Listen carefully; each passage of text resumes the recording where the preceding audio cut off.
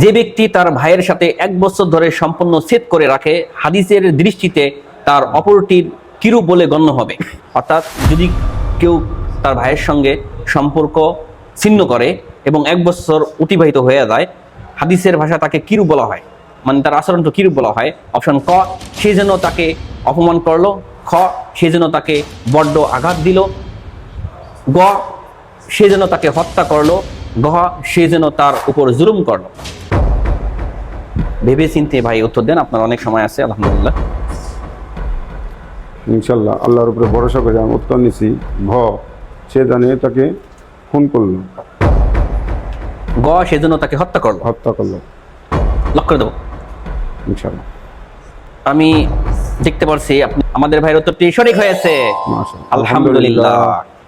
এই প্রশ্নতে আমরা শিখতে পারলাম, যদি আপন ভাইয়ের সাথে কেউ কোনো কারণে মন মানিতা হয়েছে, ঝগড়া হয়েছে, কাজিয়া হয়েছে, যাই হোক, টাকা পয়সা, জমি জমা ইত্যাদি ইত্যাদি ইত্যাদি, যা নাই হোক, যদি তার ভাইয়ের সাথে সে 1 বছর পর্যন্ত কথা না বলে, হাদিসের ভাষ্য তাকে বলা হয়েছে যেন সে তাকে হত্যা করলো। আল্লাহু আকবার, মারাত্মক একটা জিনিস। হ্যাঁ, এই জন্য আমরা চেষ্টা করবো আমাদের নিজের আপন ভাই বোন যারা আছে তাদের সাথে দেখা সাক্ষাৎ হলে সালাম কালাম বা কেমন আছেন অন্তত এটুকু বইলা সম্পর্কটা ঠিক রাখা।